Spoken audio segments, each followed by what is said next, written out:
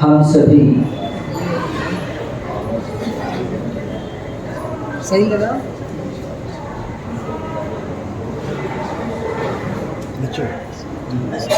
सामने रखो इसको, इधर ऊंचा करो इसको।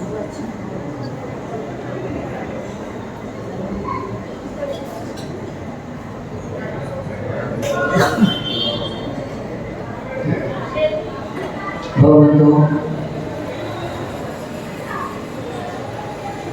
हम सभी धर्म को समझते हुए आत्मविशुद्धि को प्राप्त करने का प्रयास कर रहे हैं और निरंतर बढ़ते हुए आज इस चरम सोपान उत्तम ब्रह्मचर्य धर्म को प्राप्त हुए। यात्रा प्रारंभ होती है एक कदम चलते चलते, व्यक्ति मंजिल पर पहुंच ही जाता है। आचार्य भगवान कहा करते हैं, शनै शनै कंथा, शनै शनै पंथा, शनै शनै ग्रंथा। इन मात्राओं को अच्छी तरह पता है। अब इनको तो नहीं पता होगा, बुजुर्ग माताओं को पता है। कौन दिया स्वेटर बुनते देखा होगा आपने अपनी माँ को, दादी को। एक एक गांठ लगाती है और बुनना प्रारंभ करती है। कुछ दिखाई नहीं देता शुरू में, एक टुकड़ा सा दिखाई देगा, लेकिन वो वीडियो बुनते बुनते बुनते बुनते स्वेटर तैयार हो जाता है। सुभाष भैया, ग्रंथ होता है कोई, तो ग्रंथ पढ़ना चालू करते हैं, एक एक लाइन भी आप पढ़ो। आशीष भाई, ज्यादा नहीं पढ़ना आपने। आज व्रतों का दिन है तो इतना से ही नियम ले लो कि एक लाइन पढ़ेगी, ज्यादा नहीं कह रहा मैं आपको, एक लाइन पढ़ो आप। एक एक लाइन भी आप पढ़ोगे तो विश्वास मानना, कितना भी मोटा ग्रंथ क्यों ना हो, पूर्णता को प्राप्त हो जाएगा।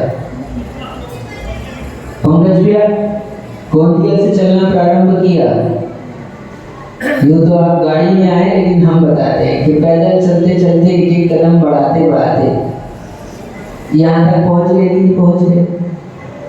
शिखर जी की यात्रा प्रारंभ करते हो और आप सुबह 1 बजे 2 बजे 3 बजे रात्रि में निकल जाते हो। यदि व्यक्ति ऊपर उन ऊंचाइयों को देखे, पार्श्वनाथ की टोक को सुबह ही देख ले तो शायद ना पहुंच पाए, लेकिन वो ऊपर उन टोक को नहीं देखता। विनोद भैया, वो एक एक कदम बढ़ाते चलता है, टॉर्च अपने हाथ पर लेकर। थोड़ा सा प्रकाश होता है उसके पास में, चारों तरफ अंधियारा है, चारों तरफ अंधकार है, कुछ कहीं दिखाई नहीं दे रहा, लेकिन उसके पास थोड़ा सा प्रकाश है। और वो थोड़ा सा ही प्रकाश उन्नति का कारण होता है। कोई यदि सोचे कि पूरा प्रकाश हो और मैं तब गमन करूं, पूरा प्रकाश हो जाए, पूरा उजाला हो जाए, तब मैं विहार करूं और तब मैं लक्ष्य की ओर बढ़ूं, तो व्यक्ति उन्नति नहीं कर पाएगा। क्योंकि प्रकाश भी उसी के लिए होता है जो अपने छोटे से दीपक को लेकर आगे बढ़ता है। राहुल भाई, इतना सा दीपक है, आपको लगेगा कि उससे क्या उजाला हो रहा है। एक बार की बात है, ऐसे ही हुआ समझ कि एक गांव में एक बहुत अच्छा तीर्थ स्थान का तीर्थ क्षेत्र था। छत्तीसगढ़ का तीर्थ ले लो विनोद भैया, आपका तीर्थ, हाँ चंद्रगिरी ही ले लो। दुनिया भर के लोग वहां पर दर्शन करने के लिए आते हैं उस आपके तीर्थ चंद्रगिरी में। और उस चंद्रगिरी में वहीं का व्यक्ति सोच रहा है कि इतने लोग आ रहे हैं, मैं कभी जाऊंगा दर्शन करने। वो नहीं जाता, पर सोचता है कि इतने लोग बाहर से आते हैं, जरूर इसकी महिमा है, जरूर कुछ क्षेत्र का महत्व है, मैं जाऊंगा कभी दर्शन करने। एक दिन उसने मन बना ही लिया कि मैं चलता हूं। और जैसे ही चलने को हुआ तो सुबह सुबह का समय था, अंधकार था तो उसके हाथ में दीपक था। वो दीपक लेकर सोचा, ये छोटा सा दीपक है, कैसे जाऊंगा, मेरे को बहुत दूर जाना है। चंद्रगिरी भले ही छोटी सी पहाड़ी है, लेकिन ऊंची चढ़ना है, कैसे चढ़ूंगा। वो रुक गया और बैठ गया। बोला जब उजाला होगा तब जाऊंगा। उतने में वो बैठा हुआ था और वो एक बुजुर्ग आदमी उधर से आ रहा था। एक वयोवृद्ध आदमी धीरे धीरे लाठी को टेकते हुए, एक हाथ में लाठी लिए हुए हैं, कमर झुकी हुई है और दृष्टि मार्ग पर है, और एक छोटी सी लालटेन है उसके हाथ में। वो बढ़ते जा रहा है। उसने देखा एक युवक, नौजवान युवक वहां पर बैठा है, उसके पास में दीपक है। उसने पूछा, क्यों भाई, क्या बात है, कैसे बैठे हो? तो उसने बुजुर्ग से कहा कि मैं सोच रहा हूं मुझे भी दर्शन करने जाना है, लेकिन प्रकाश होगा तब जाऊंगा, क्योंकि मेरे पास छोटा सा दीपक है, इससे मैं इतनी दूर तक उजाला नहीं होगा इससे।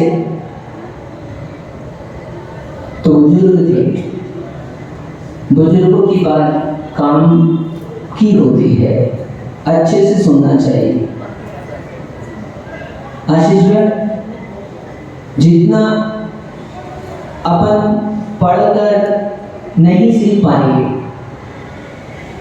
जितना हम जीकर नहीं सीख पाएंगे, उतना जीवन उन्होंने निकाल दिया है और बहुत कुछ प्राप्त किया है। बुजुर्ग का अनुभव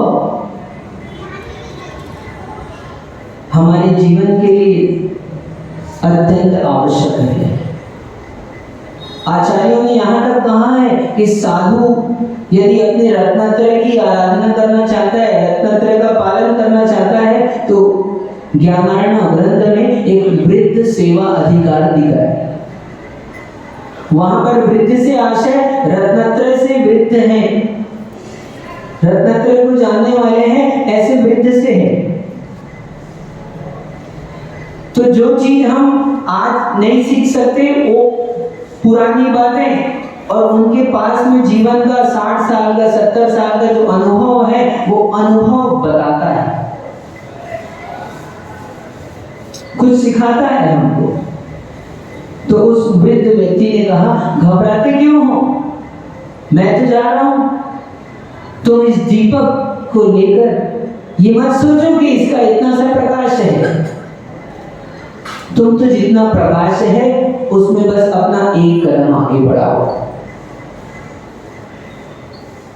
ज्यादा देखने की जरूरत नहीं है, तुम देखोगे तो घबरा जाओगे, बाहर अंधकार बहुत है, प्रकाश तुम्हारे पास थोड़ा सा है, तुम बाहर के अंधकार को देखोगे तो तुम्हारी यात्रा अधूरी रह जाएगी।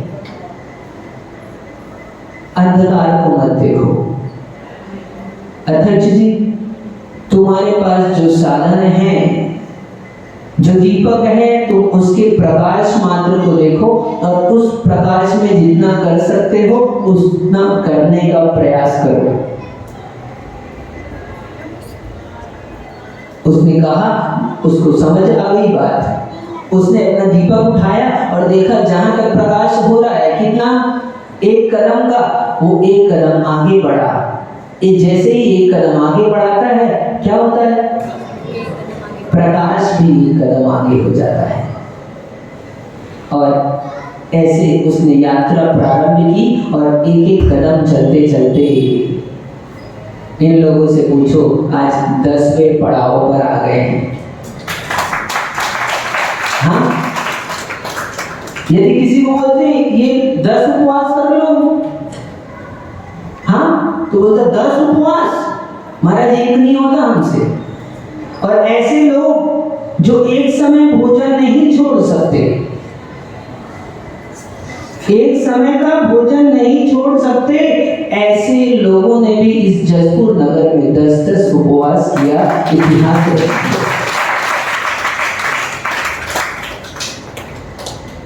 हम सभी के भीतर में अनंत शक्तियां हैं। जब तक व्यक्ति कार्य को करता नहीं है तब तक भय बना रहता है, और जैसे ही उस भय से आगे निकलता है, यदि भय से घबरा जाए और कदम आगे ना बढ़ाए तो कभी लक्ष्य को प्राप्त नहीं होगा। भय आता है, जरूर आता है, एक उपवास करने में भी आता है, घबराओ मत। कई लोग ऐसे हैं जो आज एक उपवास कर रहे हैं, वो डर लग रहा है उनको, 12 बजे तक का नियम लिया है कि हमारे 12 बजे तक का त्याग। मैंने बोला ठीक है, तुम ले तो इतना नियम क्या? बोले महाराज हम 50 साल के हो गए, आज तक जीवन में कभी उपवास नहीं किया, उपवास का नाम सुनकर ही हमारे को तो क्या होती है, हाँ, दिन में तारे नजर आने लगते हैं। तो मैंने कहा, मैंने घबराने की जरूरत नहीं है, तुम्हारा ये भय है तुमको रोके रखा है। जो अंदर में घबराहट पहले से उपवास के नाम से है ना, यही तुमको आगे बढ़ने नहीं देगी। बात उपवास की नहीं है, बात सभी क्षेत्रों में लगा लेना। समझ, हर एक जगह आपको आपको एक भय उत्पन्न होता है कुछ नया करने के लिए, कुछ कार्य करना है जो अलग से हटकर आज तक आपने नहीं किया, भले ही वो कार्य सही क्यों ना हो।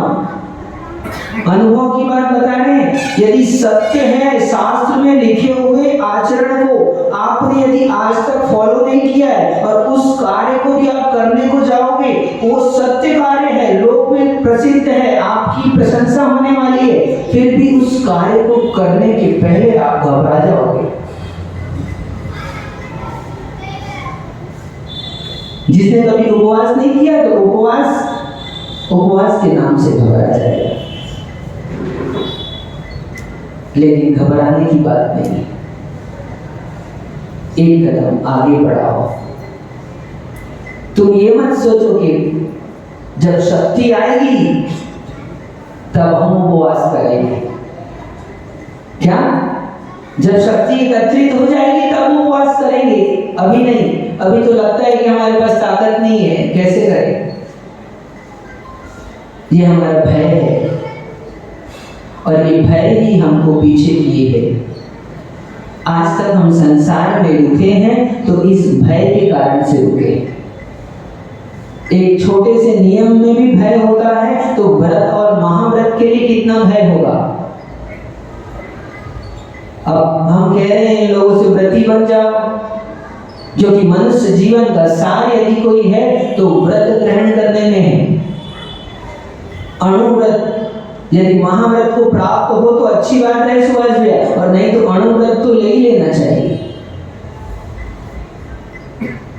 हिंसा, झूठ, चोरी, कुशील और परिग्रह, इन 5 पापों का एक देश त्याग करना अणुव्रत कहलाता है। तो आप अणुव्रत के लिए भी आगे बढ़ें तो ही ये जीवन की सार्थकता है। तो हम कह रहे थे छोटा सा नियम लेना हो तो घबराहट होती है। धर्म की शुरुआत पवन भैया कहां से होती है? क्यों पंकज भाई? गोंदिया से आए ना, मार्ग कहां से चालू हुआ? हाँ, गोंदिया रेलवे स्टेशन में गए, ट्रेन से तो नहीं आए, गाड़ी से आए मान लो। विनोद भैया रायपुर से आए, मार्ग कहां से चालू हुआ? आपने जसपुर का लक्ष्य बनाया, आपको जसपुर जाना है तो मेन रोड आया, हाईवे आया, तब मार्ग चालू हुआ रायपुर से जसपुर तक, तब चालू हुआ। किसी को शिखरजी जाना है, संजू भैया शिखरजी जाना है, कहां से चालू होता है मार्ग? बोले रेलवे स्टेशन से जाओ, पारसनाथ की ट्रेन मिल जाएगी, पारसनाथ पहुंच जाएंगे, पारसनाथ से अपन मधुबन पहुंच जाएंगे और मधुबन में फिर पर्वत पर चढ़ जाएंगे। तो स्टेशन से प्रारंभ हुआ क्या मार्ग? नहीं, आपने घर से जो एक कदम बढ़ाया है वहीं से मार्ग की शुरुआत हुई है। आपको लगता है हाईवे बाद में आता है, मेन रोड बाद में आती है, पगडंडी बाद में आती है, घर से जो पहला कदम आप दिल्ली के बाहर निकालते हो वहां से मार्ग की शुरुआत होती है। और वो पहला कदम भी उस मंजिल तक पहुंचने के लिए अत्यंत जरूरी है। यदि वो पहला कदम नहीं बढ़ाया होता तो कभी मंजिल प्राप्त नहीं होती। तो मार्ग की शुरुआत कहां से होती है? जहां पर आप हो वहीं से होती है। यदि हम कह रहे हैं आप मोक्ष मार्ग में आओ, अणुव्रतों को, महाव्रतों को स्वीकार करो, तो आपकी यात्रा कहां से प्रारंभ होगी? आप जहां पर खड़े हैं, यदि आज आपने एक दिन का उपवास लिया है, यदि आज आपने एक दिन का रात्रि भोजन का त्याग किया है, यदि आज आपने एक छोटी सी वस्तु का त्याग किया है, तो समझ लेना आपने मोक्ष मार्ग की ओर एक कदम बढ़ा दिया है। आपकी शुरुआत हो चुकी है। मोक्ष मार्ग की ओर यदि लक्ष्य आपका मोक्ष है तो, यदि लक्ष्य मोक्ष नहीं है तो फिर आप व्रतों को स्वीकार कर लो, महाव्रतों को ग्रहण कर लो, तो भी मोक्ष मार्ग प्रारंभ नहीं होगा। और यदि लक्ष्य मोक्ष का है तो आपका एक छोटा सा नियम भी आपको आगे बढ़ाता है। ये मत सोचो कि कर लेंगे नियम, थोड़े बड़े हो जाएंगे तो लेंगे नियम। बड़े होते होते इतने बड़े तो हो गए, और क्या बड़े हो गए। कल पर मत टालो, आज का काम, धर्म का काम आज ही कर डालो। कल किसने देखा, कल किसी ने नहीं देखा, इसलिए कल पर मत टालो। छोटे से नियम से धर्म की शुरुआत करो। आज उत्तम ब्रह्मचर्य का दिन है। किसका? ये ब्रह्मचर्य का दिन है। ब्रह्मचर्य तक पहुंचना है तो ब्रह्मचर्य का पालन करना होता है। कहां तक पहुंचना है? ब्रह्मचर्य तक पहुंचना है तो ब्रह्मचर्य का पालन करना होता है। ब्रह्म यानी आत्मा, और आत्मा में रमण करना है, आत्मा में चरण करना है, आत्मा में आचरण करना है, इसका नाम ब्रह्मचर्य है। तो आत्मा में रमण करना है तो पहला कदम कहां से प्रारंभ होगा? जो शास्त्र में विधान दिए हैं वो सारे विधान व्यवस्थित हैं, सर्वज्ञ के द्वारा बताए गए, निर्दिष्ट किए गए हैं। हमारा सारा चरणानियोग समर्थ हमारी तरफ से नहीं बनाया गया। जिनेंद्र भगवान ने दिव्य ध्वनि दी, उस दिव्य ध्वनि में गणधरों ने झेलकर जो द्वादशांग की रचना की, उस द्वादशांग में सबसे पहला यदि कोई है तो आचारांग सूत्र है। 18,000 श्लोक प्रमाण आप लोग पूजन करते हैं सरस्वती की। पहलो आचारांग बखानो पद अष्टादश सहस्त्र प्रमाण। 18,000 श्लोक प्रमाण उस आचारांग में आपको कैसे चर्या का पालन करना है, मुनियों का आचरण कैसा होता है, इस बारे में वर्णन किया गया है। और श्रावकों के लिए उपासना ध्यान में वर्णन किया है। तो इनके लिए आप लोगों के लिए ब्रह्मचर्य की क्या परिभाषा है कि स्त्री के साथ संसर्ग नहीं करना ब्रह्मचर्य है। वास्तव में वो ब्रह्मचर्य नहीं है। क्या? वास्तव में वो ब्रह्मचर्य नहीं है। ब्रह्मचर्य तो क्या होता है? ब्रह्म यानी आत्मा, और आत्मा में रमण करना, आत्मा में चरण करना, वो ब्रह्मचर्य होता है। लेकिन शुरुआत कहां से होती है? जैसे यात्रा की शुरुआत आपके पहले कदम आपके घर से प्रारंभ होती है, वैसे ही समझ लेना यदि आत्मानुभव को प्राप्त करना चाहते हो, आत्मा में रमण करना चाहते हो, ब्रह्मचर्य को प्राप्त करना चाहते हो, तो उसकी शुरुआत वहीं से होती है। पहले स्त्री का त्याग करो। कहा जाता है इंद्रियों में रसना, सुभाष भैया 5 इंद्रियां हैं, उसमें रसना इंद्री जीभ, इसको बस करना बड़ा कठिन काम है। जरा सा मन का नहीं मिले तो पूरा घर सर पर उठा लेते। राहुल भाई, बिना नमक का, बिना मसाले का कैसे खाया जाता है? कई लोग तो बोल जाते हैं, और बोल क्या जाते हैं? एक बार की बात है, समय शिखर की घटना है। एक व्यक्ति हमारे साथ में आहार देने को गया, तो फिर लौट कर आ रहे थे हम, तो मैंने कहा, बाहर का यात्री था, तो मैंने कहा चौके वाले को इसको ले जाओ।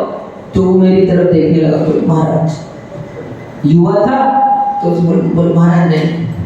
तो मैं बोले यार अच्छा है, तुम्हारी व्यवस्था बना दी हमने। हाँ, बोले महाराज क्षमा करो महाराज। बोले वो आपका भोजन आपको मुबारक। हाँ, बोले आप वहाँ चौके में भेज दोगे और वो लोग मुझे भैया जी समझकर बैठा देंगे, अब मौन से खाना पड़ेगा और मांग भी नहीं सकते हैं, और मेरे को पता है वो लोग क्या परोसेंगे, जो आपने खाया है वो परोस देंगे। आप खाते हो, आपको आहार देते हैं, आप जब ग्रहण करते हो तो आपको देखकर बहुत अच्छा लगता है, देखकर ऐसा लगता है कि बहुत स्वादिष्ट है चीज। हाँ, लेकिन जैसे ही हम अपने मुंह में डालते हैं तो पता चलता है कि ये क्या हो रहा है। तो ऐसा होता है। तो इंद्रियों में सबसे यदि कोई महान है तो बलशाली है तो रसना इंद्रिय, जिसका रसना पर नियंत्रण हो गया वो सारे विश्व पर नियंत्रण कर सकता है, और जिसका रसना पर नियंत्रण नहीं है वो करोड़पति भी क्यों ना हो, भिखारी हो जाता है। क्या? करोड़पति भी क्यों ना हो, यदि पान गुटखा खाने की आदत होती है भाई, तो क्या होता है? तो ट्रेन में या कहीं सफर कर रहा हो और कोई खा रहा है, देखा है हमने, इतना बड़ा आदमी सूट पहना हुआ है, बूट पहना हुआ है, ट्रेन में सफर कर रहा है, और टॉयलेट के पास में एक भिखारी खैनी घिस रहा था, बोले जरा देना भाई। क्या? जरा देना। तो आदत हो जाती है, तो क्यों, किस लिए? ये जीव, इस जीव पर नियंत्रण करना बड़ा कठिन काम है। अभिषेक किया, इसलिए कहा इंद्रियों में सरताज कोई है तो रसना इंद्री है। जिसने रसना इंद्री को जीत लिया, ये इन लोगों से पूछो 10-10 दिन तक भोजन का त्याग किया, रसना पर कितना नियंत्रण किया? तुम 10 दिन के लिए भोजन का त्याग कर सकते हो, इसका मतलब समझते हो? आप लोगों ने भी, आज बहुत से लोगों ने त्याग किया एक दिन के लिए। तुम इस 10 उपवास को मात्र उपवास ही देखते हो, लेकिन मैं इस उपवास को कहीं बढ़कर देखता हूं। तुमको ये उपवास केवल भोजन का त्याग दिखता है, लेकिन मेरे को ये उपवास भोजन का त्याग मात्र नहीं दिखता। ये जो 10 दिन के लिए आपने त्याग किया है, आपने अद्भुत अलौकिक अपने आत्मा की शक्ति को जागृत किया है। आपके पास अनंत शक्ति है, अनंत शक्तियां हैं, आप जो चाहो वो कर सकते हो। इस संसार में चैलेंज के साथ कहता हूं, गारंटी है मेरी, ये लोग, जिन लोगों ने भी उपवास की सामर्थ्य की है, उपवास का प्रयास किया है, ये जो चाहे, जितना इस संसार में जो ये चाहे वो काम को कर सकते हैं। ये इनकी शक्ति बताती है, इनका ये प्रयास बताता है, इनका ये पुरुषार्थ बताता है। कोई चीज असंभव नहीं है, कोई चीज असंभव नहीं है, और वास्तव में असंभव हमारी कल्पना है। सब हमारे मस्तिष्क से चालू होता है, सब कुछ हमारे मस्तिष्क से चालू होता है। यदि आपने सोच लिया कि हम उपवास नहीं कर सकते, तो अब आपसे उपवास कौन करा सकता है? आप अब उपवास तभी कर पाओगे जब आपका मस्तिष्क परिवर्तित हो जाए। अन्यथा आपको ग्लूकोज भी चढ़ा दें, पिला दें, इतनी शक्ति इकट्ठी हो जाए, 4 किलो वजन भी बढ़ा दें आपका, फिर आपसे कहें कि अब तो कर लो, तो कहेगा नहीं कर सकते। और लेकिन जिसने सोच लिया कि नहीं मैं कर सकता हूं, और एक कदम बढ़ता है आगे, और जैसे ही एक कदम बढ़ाता है उसका विश्वास और बढ़ जाता है। ये हमने उपवास नहीं किया, अपने आत्मविश्वास को जागृत किया है। ये पर्व इसीलिए आए हैं, इनको 10 लक्षण कहते हैं, ये आत्मा के लक्षण हैं।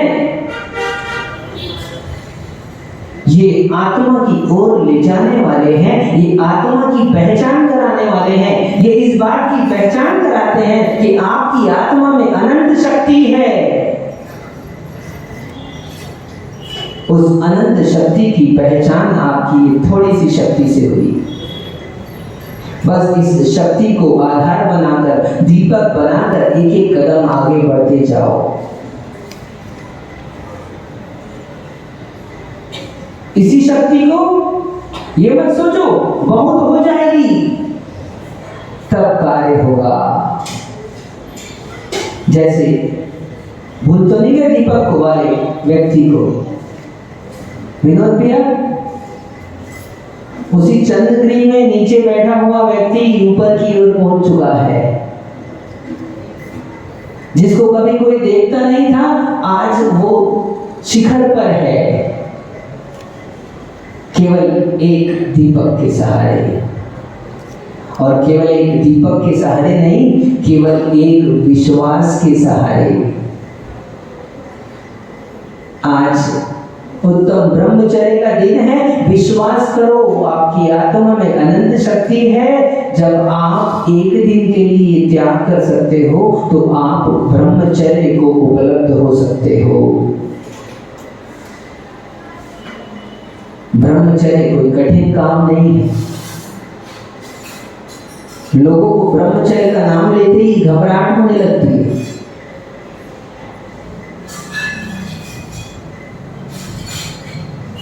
कहां से शुरू करोगे? मैं नहीं कह रहा कि आप ब्रह्मचारी बन जाओ, मैं नहीं कह रहा कि आप त्यागी बन जाओ, मैं नहीं कह रहा कि आप घर छोड़ दो व्रती बन जाओ। बस एक कदम बढ़ाओ। 30 दिन का ब्रह्मचर्य का पालन नहीं होता, एक दिन का लो, एक दिन का नियम लो। आज हम ब्रह्मचर्य का पालन करेंगे। ये एक दिन का नियम तुमको ब्रह्म स्वरूप को प्रदान करने वाला है।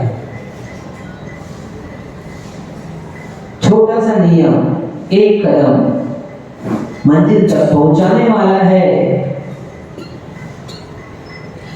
इसलिए ब्रह्मचर्य की साधना, क्योंकि रसना इंद्री जैसे प्रबल होती है, जैसे कर्मों में मोहनी कर्म महान होता है। सबसे श्रेष्ठ कोई कर्म है तो कौन सा? मोहनी कर्म। संसार में घूम रहे हैं, भटक रहे हैं, तो किस कारण से? मोहनी कर्म के कारण से। छोटी छोटी सी बात पर, छोटी छोटी सी वस्तु पर हमको मोह, राग, द्वेष उत्पन्न हो जाता है। ये अपने, ये पराये दिखाई देने लगते हैं, ये अच्छा या बुरा दिखाई देने लगता है। ये सब मोहनी कर्म के कारण से, मोह की दशा है। तो कर्मों में मोहनी कर्म, इंद्रियों में रसना, और व्रतों में यदि कोई महान है तो वो ब्रह्मचर्य व्रत है। सारे के सारे व्रत, और व्रत ही नहीं, महाव्रत भी इस ब्रह्म धर्म से रिक्त होकर शून्य है, शून्य। जितने व्यक्ति के गुण हैं कितने गुण हैं? आत्मा में अनंत गुण हैं। उन सारे गुणों को शून्य कहा और एकमात्र ब्रह्मचर्य को अंक कहा। विनोद भैया, चेक में 0 भरने पड़ते हैं, कितने? लगाते जाओ जितने भरने लगा लो। कब तक उन 0 की कीमत कब तक है? अभी तो 0 है, अभी कोई कीमत नहीं है। कीमत कब? बस एक अंक लग जाए। उस एक अंक के बिना सारे हीरो 0 हैं, सारे 0 हैं। इसलिए कितने भी गुण क्यों ना हो, आपके सारे गुण शून्य है, शून्य है। यदि ब्रह्म धर्म की प्राप्ति नहीं हुई तो, यदि ब्रह्मचर्य का पालन नहीं किया तो, नियम कितने भी पालन कर लेना, नियम कितने भी ले लेना, लेकिन यदि ये ब्रह्मचर्य का नियम नहीं लिया तो अंक के बिना शून्य है। इसलिए व्रतों में महान कहा इसको। आत्मा उपलब्धि का साधन ये ब्रह्मचर्य धर्म है। आप लोग सब परिचित हैं। ब्रह्म से परिचित हो या ना हो कि नहीं? जो सिक्के के एक पहलू को जानता है,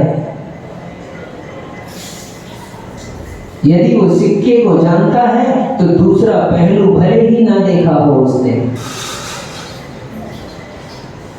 लेकिन उसे विश्वास है कि कोई दूसरा पक्ष है। तो आपने भले ही ब्रह्म को नहीं देखा हो, लेकिन अब्रह्म से तो परिचित हैं। मैंने कहा स्त्रियों के साथ संसर्ग करना अब्रह्म कहलाता है। ये बहुत दूर की बात है, ये पहला कदम है। यहाँ ब्रह्म यानी आत्मा, और आत्मा को छोड़कर जो कुछ भी है वो सब का सब अब्रह्म की श्रेणी में आता है। केवल स्त्री संसर्ग नहीं, हमारा यदि इस शरीर से भी संसर्ग है, ममत्व है, मोह है, तो ये अब्रह्म भाव है। समझ कर सुनना। शुरुआत वहां से हुई थी। पहला कदम वो था कि स्त्री का त्याग करो। स्त्री का त्याग करो मतलब स्त्रियां पुरुषों का त्याग करें। मैथुनम अब्रह्म, राग के उद्रेक से, स्त्री वेद के उदय से पुरुष में रमण करने के परिणाम होते हैं, पुरुष वेद के उदय से स्त्री में रमण करने के परिणाम होते हैं, और नपुंसक वेद के उदय से दोनों में रमण करने के परिणाम होते हैं। तो ऐसे इस मोहनी कर्म के कारण से जो परिणाम होते हैं वो मैथुन कहलाते हैं, वो अब्रह्म है। तो केवल वही अब्रह्म नहीं है, उससे आगे बढ़कर उसको अब्रह्म कहा। क्यों?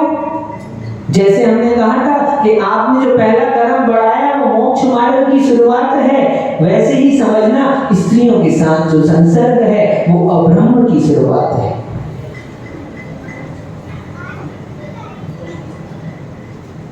वो अब्रह्म है। तो उसके अलावा यदि आप ब्रह्मचर्य को प्राप्त होने वाले हो, ब्रह्मचर्य को प्राप्त करना चाहते हो, आत्मा में रमण करना चाहते हो, तो आप समझ लो जब उसको अब्रह्म कह दिया तो अब धीरे धीरे बढ़ते चलो। आत्मा ही ब्रह्म है, और उस आत्मा को छोड़कर जो कुछ भी है वो सब अब्रह्म में आता है। यदि आप लोग जैन हो कि नहीं हो? जैन हो ना? वो जो जैन नहीं है उसको क्या कहते हो? बोलो। अजैन। यानी जैन में कौन आया? केवल जैन मात्र आए। अजैन में कौन आया? जैन को छोड़कर जितने बच गए सब किस में आ गए? अजैन में आ गए। ऐसे ही ब्रह्म में कौन आया? ब्रह्म यानी आत्मा। ब्रह्म में आत्मा अकेली आती है, मैं स्वयं ब्रह्म हूं और मुझे छोड़कर जो कुछ भी है वो सब अब्रह्म है। इसलिए अब इस शरीर का भी राग, किंचन धर्म में कहा था ये मेरा है ऐसा भाव, तो इसलिए उस मेरा है इस भाव से भी ऊपर उठता है, तब ब्रह्मचर्य को प्राप्त होता है। अब लोग सोचें कि उस ब्रह्मचर्य को प्राप्त करना है तो कैसे हो, तो उसकी शुरुआत यहाँ से होती है। ज्यादा नहीं, 1 दिन का, 2 दिन का, 3 दिन का, 4 दिन का, जितनी जैसी आपकी सामर्थ्य है उतना ब्रह्मचर्य का पालन करो, क्योंकि अब्रह्म से नाश हो जाता है। आज तक जिसका भी नाश हुआ है वो सब अब्रह्म के कारण हुआ है। ये विकार जब सताते हैं ना तो व्यक्ति का विवेक नष्ट हो जाता है। और तो और सबसे बड़ी एक घटना है, मातृत्व भाव तक नष्ट हो जाता है। पद्म पुराण आपने पढ़ा होगा, समय हो गया लेकिन कह देता हूं, सुनते जाओ, रखूंगा तो पेट में दर्द होगा और आपका भी मन नहीं लगेगा। लगेगा? कुछ बाकी है, महाराज कुछ बताने वाले थे। क्या? भले ही काम की बात ना हो, थोड़ी सी बात हो, छोटी सी बात हो, लेकिन किसी ने कह दिया कुछ बताना है, कुछ बताना है। अब वो तो एक मन में क्या हो गया, छोटी सी बात ही क्यों ना हो, लेकिन प्रश्न इतना बड़ा हो गया। जो ऐसा बोलते हो ना उनसे ज्यादा बात नहीं करना चाहिए हमें। कोई कहे कि बाद में बताऊंगा, कुछ है, कुछ बात करनी है, इतना बोलकर विनोद भैया चले जाए तो भैया उससे सावधान रहो। अरे जो है कह तो भैया, क्या है, परेशान काहे को करते हो? तुम कब कहोगे, कब आओगे, वापस आओगे कि नहीं आओगे, और पता चला चले गए तो, हाँ तुम चले गए तो और बड़ी समस्या। सबसे बड़ा दुख उसके परिवार वाले जितना नहीं रोएंगे, उसके घर बार वाले जितना नहीं रोगे उतना तुम रोगे। वो तो 13 दिन के बाद शांत हो जाएंगे, चुप हो जाएंगे, लेकिन तुमको अब जब तक नहीं मरते तब तक तुमको रोना पड़ेगा। क्या? हाँ सही कह रहा हूं, जब तक तुम नहीं मरते तब तक तुम्हारे मन में वो चलता रहेगा। कुछ बताने वाले थे, कुछ कहने वाले थे, कह रहे हाँ अब तो कहना ही पड़ेगा। बिना कहे चैन नहीं आता। जैसे माताओं को पूछो, कोई एक माता दूसरे से कह दे, सुनो एक बात बताएं तुमको, किसी से कहियो मत। क्या? किसी से कहना मत, बस तुमको बता रहे हैं, चुप रहना बस। क्या? विनोद भैया वो व्हाट्सएप आपका देर से काम करेगा, इनको बोल दो बस। हाँ, और वो व्हाट्सएप का मैसेज तो देख के लोग डिलीट कर देंगे, असरकारी नहीं होता, लेकिन इनके कान में बात डाल दी आपने तो गहरा असर होता है उसका। कहाँ? दूर दूर में। हमको बहुत सारा काम कुछ रहता है तो हम बोल देते हैं महिलाओं को, क्यों? क्योंकि महिलाएं धर्म में आगे हैं आज के समय में, और आज के समय में नहीं, हर समय में। वो तीर्थंकर भगवान का समूह शरण था, तब भी 1 लाख मुनिराज थे और 3 लाख कारिकाएं माता थी। 1 लाख श्रावक थे तो 3 लाख श्राविकाएं थी। हर जगह महिलाओं की संख्या, बोलो, बड़ाई कर रहे हैं आप लोग, बुराई नहीं कर रहे। लेकिन ब्रह्मचर्य का धर्म है, लोगों से सावधान रहना। ये लोग कब नष्ट करते हैं पता भी नहीं चलेगा तुम्हारे को। हाँ, शास्त्र में लिखा है भैया, किसी से बचो ना बचो। हाँ, किसी से बचो ना बचो। सांप का काटा एक भाव में चलो मरण हो जाएगा, ठीक है, शेर खा लेगा तो ठीक है मरण हो जाएगा, अगला भाव मिल जाएगा। लेकिन स्त्री, हाँ, स्त्री का घाटा, भाव में घाटा। क्या? एक भाव में नहीं, कितना? भाव में घाटा, ऐसा होता है। तो इसलिए सुनते जाओ, सुना दे, अब सुनाई दो, इतना बोल रहे हैं तो अब तो सुनना ही पड़ेगा, कुछ जरूरी बात है। राजेश भाई सुनो ध्यान से। वो चंद्रनखा जिसका पुत्र कौन खड़ग सिद्ध कर रहा, रावण की बहन की चर्चा कर रहा हूं मैं, जिसको आप लोग क्या कहते हो? शूर्पणखा कहते हो। उसका शूर्पणखा नाम कैसे पड़ा? वो बात की बात है, उसका नाम था चंद्रनखा। उसका पुत्र जो खड़ग सिद्ध कर रहा है, तपस्या कर रहा है। कैसी तपस्या? बांस का बीड़ा तैयार किया है और उस बीड़े के भीतर में बैठकर 12 वर्ष तक केवल एक अनाज का सेवन करके साधना कर रहा है, खड़ग सिद्ध कर रहा है। खड़ग यानी तलवार, दिव्य देवों पुनीत वो तलवार सिद्ध करने के लिए जिसका प्रहार खाली नहीं जाता, ऐसे खड़ग को सिद्ध करने के लिए वो खरदूषण साधना कर रहा था। और साधना करते करते 12 वर्ष निकल गए। एक अनाज का सेवन करता, उसकी माँ चंद्रनखा रोज उसके लिए भोजन लाती और भोजन करके वो साधना में लीन हो जाता। आज जब साधना कर रहा था, अंदर में बैठा हुआ था और उसकी साधना पूर्ण होने वाली थी। साधना पूर्ण होने वाली है ना हम लोगों की, सावधान हो जाओ, कल किया था आज फिर कहता हूं। तो उसकी साधना पूर्ण होने वाली थी और तलवार प्रकट हो गई वहां पर, चमचमाती हुई खड़ग आकाश में, दिव्य तलवार। और नियोग देखो, कोई कितना भी कार्य को सिद्ध करे, जिसके भाग्य में होता है विनोद भैया, उसी को मिलता है। कोई कितना ही प्रयास करे, कितना ही टोकना चाहे, कितना ही रोकना चाहे, जिसके भाग्य में वो उसी को मिलता है। इन हजारीबाग वालों से पूछो, वो कोडरमा वालों से पूछो, बहुत मेहनत की इन लोगों ने, बहुत कोशिश की, बहुत प्रयास किया, लेकिन जसपुर वालों जिसके भाग्य में,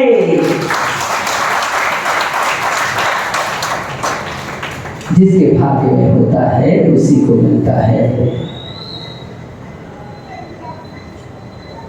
वो अंदर साधना कर रहा है और तलवार प्रकट हो गई। इतने में लक्ष्मण वहां से गमन कर रहे थे उस जंगल में। वो दिव्य तलवार की दिव्य सुगंध उनके नाक में पड़ी और वो सोचने लगे क्या ये खुशबू।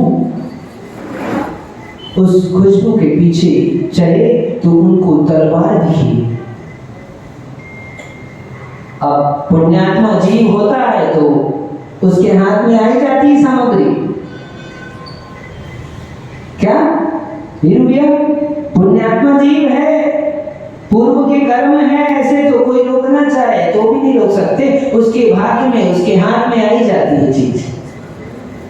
और आशीष भाई, यदि भाग्य में नहीं है तो तुम ले जाकर भी रख देना, सोना भी मिट्टी हो जाएगा। आश्चर्य मत समझो, सही कह रहा हूं। अंगारे हो जाते हैं, अंगारे। साक्षात शास्त्र में लिखा, दान दिया उसने, रत्न दिए, और रत्न वो देख रहा है, उसके हाथ में अंगारे हुए, उसने फेंक दिए, रत्न अंगारे हो जाते हैं। तो लक्ष्मण जी ने हाथ बढ़ाया और तलवार उनके हाथ में आ गई, खड़ग हाथ में आ गया। अब तलवार की चमक तो देख ली, लेकिन तलवार का कीमत कब? हाँ, जैसे व्यक्ति की कीमत ब्रह्मचर्य व्रत से होती है, व्यक्ति की कीमत उसके गुणों से होती है, ऐसे वो तलवार की कीमत कब? चमक से मतलब नहीं है हमको। चमक तो बहुत बाहर की हो सकती है, होती कि नहीं? बाहर की चमक पर मत जाओ। हम लोग सब बाहर की चमक पर मर रहे हैं। हाँ, बहुत सुंदर बात कहते हैं, विहर्ष सागर महाराज की मुख से सुनी थी 98 में, बहुत अच्छा लगा था, तब से याद कर ली। अध्यक्ष जी, मत फिसलो ऊपर की चिकनाई पर। पवन भैया नोट कर लेना। होमेश, आज तुम्हारा भाग्य जगह है, आज प्रवचन सुनने तुम आए हो तो नोट करते जाओ एक बार डायरी में, है ना? याद रख लो आज की तारीख और 10 लक्षण महापर्व में उत्तम ब्रह्मचर्य का दिन, ब्रह्मचर्य का सूत्र देते हैं तुमको आज हम। कल तो नहीं आओगे मुझे पता है, इसलिए आज लेते जाओ, है ना? आओ तो अच्छी बात है, नहीं तो कोई बात नहीं है, टेंशन नहीं लेना, इतनी सी बात है। मत फिसलो ऊपर की चिकनाई पर, बर्फ चांदी का लगा है गोबर की मिठाई पर।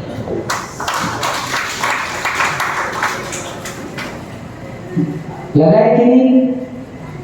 बर्फ लगा हो तो बहुत मजेदार लगती है, बड़े महीनों की सड़ी हो मिठाई, है ना? बोले महाराज याद मत दिलाओ, कल जाना है हमको।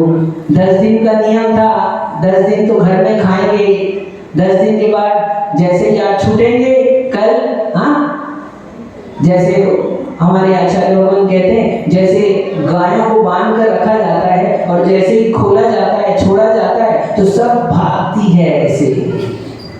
कहाँ? उस चारे की ओर, घास की ओर। तो ये लोग तो अच्छे हैं, ये लोग नहीं जाएंगे, ठीक? इसलिए 10 दिन का संयम रखा तो थोड़ा और रखो भाई। और ये उपवास वाले सब आप ये मैसेज जरूर दे देना। सुनो, एक उपवास करो, 2 दिन हल्का भोजन करना पड़ता है। शरीर को स्वस्थ बनाना है तो एक उपवास करो, 2 दिन हल्का भोजन करो, 3 उपवास करो, 6 दिन हल्का भोजन करो, 5 उपवास करो। उपवास तो कर लिया, अब आप संभाल कर रहो, ठीक? 5 उपवास करते हो तो 10 दिन हल्का भोजन करो, और 10 उपवास किया है तो 20 दिन तक, कम से कम। ज्यादा करो, आपकी मर्जी है, आपकी इच्छा है, लेकिन कम से कम यदि स्वस्थ रहना चाहते हो, अगली बार उपवास करना चाहते हो, कुछ अच्छा जीवन में करना चाहते हो तो, नहीं तो ये 10 दिन के तिलक से खुश मत हो जाना। कई लोग अध्यक्ष जी माला पहना देंगे, साफा पहना देंगे, थोड़ा नाम ले देंगे, एक प्रशस्ति पत्र दे देंगे, उसमें क्या होगा? हाँ, उसमें खुश मत हो जाना। यदि साधना बढ़ानी है जीवन में तो थोड़ा संयम का और धैर्य रखो थोड़ा सा। 10 दिन की साधना किए, 20 दिन धैर्य रखो बस, ठीक? तो उसने हाथ में ली तलवार, और तलवार लेते ही, अब तलवार अच्छी है कि बुरी कैसा पता चले? उसने उस तलवार को उस बीड़े पर ही चला दिया। किस पे? बांस के बीड़े पर, और तलवार के एक ही झटके में पूरी की पूरी बांस के टुकड़े हो गए। और बांस के हो गए होते तो ठीक था, लेकिन बांस के साथ बैठे हुए उस खरतूश के गर्दन धड़ से अलग हो गई, सिर जमीन पर गिर गया। लक्ष्मण देखकर घबरा गए। अचानक ये क्या, अनजाने में एक जीव का घात हो गया, पंचेंद्रिय जीव की हिंसा हो गई। लेकिन अब करते क्या? इसलिए कोई चीज मिले तो संभल कर प्रयोग करो, यदवा तदवा नहीं चलाना पड़ता। कलम और तलवार, इनको चलाने के पहले बहुत सोचना चाहिए। क्या? इनको चलाने के पहले बहुत सोचना चाहिए। कलम से भी सब कलम हो जाते हैं। वकील साहब जी, तो तलवार यदि हाथ में ली है तो बहुत सोच कर चलाओ। उसने तो चला दी, लेकिन अब पछता रहा है कि उसकी मृत्यु हो गई, एक पंचेंद्रिय जीव का घात हो गया, लेकिन अब करे क्या? उसने सोचा गड़बड़ तो हो गई। वो आए भाई के पास और भाई से कहा मुझसे ये अपराध हो गया। भाई ने बोला शांत हो जाओ, अनजाने में हुआ अपराध, शांत हो जाओ। और ये इधर भाई शांत करा रहा था, उतने में वो उसकी माँ भोजन लेकर पहुंच गई कि मेरा बेटा भोजन करेगा, आज सिद्धि का दिन है, उसको तलवार प्रकट होने वाली, 12 वर्ष हो गए, साधना का फल मिलने वाला है। तो जैसे ही भोजन की थाली लेकर आई, देखा तो बेटे की गर्दन बिलाप करने लगी, रोने लगी, जोर जोर से चीखने और चिल्लाने लगी, किसने इसका वध कर दिया। और बापी हो गई और इधर उधर दौड़ने लगी और वो घूमते हुए वो वहां पहुंच गई जहां दोनों भाई थे, राम और लक्ष्मण। अपने बेटे के मरण का, अपने बेटे के वियोग का विलाप करती हुई, रोती हुई, चीखती चिल्लाती हुई वहां पहुंची। और जैसे ही राम और लक्ष्मण को देखा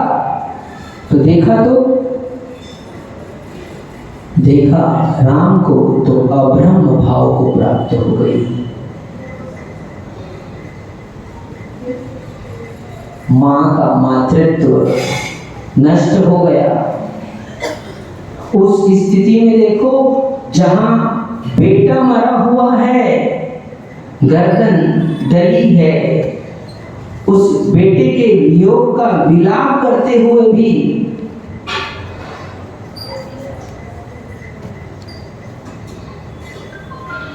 चीखते चिल्लाते हुए भी दृष्टि मात्र पड़ी उसकी राम लक्ष्मण के ऊपर, और वो बेटे के दुख को भूलकर उसने राम से प्रणय का निवेदन कर दिया। उसने राम से कह दिया, आप मुझे स्वीकार कर लो। अब्रह्म धर्म की महिमा है ये, अब्रह्म भाव की महिमा है। मातृत्व भाव भी नष्ट हो गया।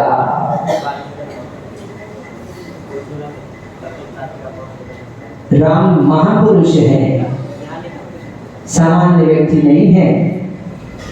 उन्होंने उसकी स्थिति को देखकर कहा, लक्ष्मण से बात करो।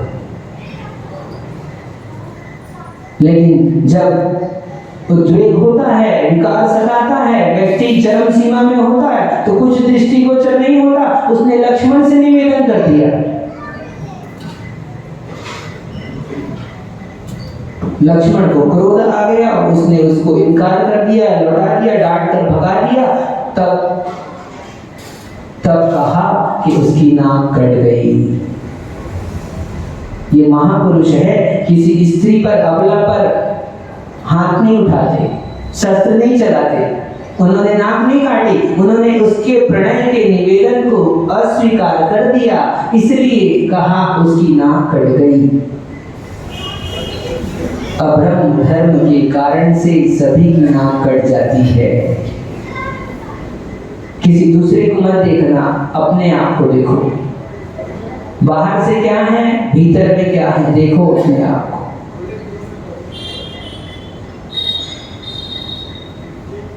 दूसरे को देखने की जरूरत नहीं है। दूसरे को देखना ब्रह्मचर्य नहीं है, अपने आप को देखना ब्रह्मचर्य है। बाहर से तो ठीक है, मन का अब्रह्म सबसे बड़ा अब्रह्म है। रावण को गाली देने में बहुत मजा आता है और रावण को आग लगाने में भी मजा आता है, लेकिन ये नहीं देखते कि हम जीवन में कितने बार रावण हो गए। यदि रावण को आग लगाते हो, रावण को गाली देते हो, रावण का पुतला दहन करते हो, रावण को रावण कहते हो, तो एक बार अपने मन को देखकर कह देना,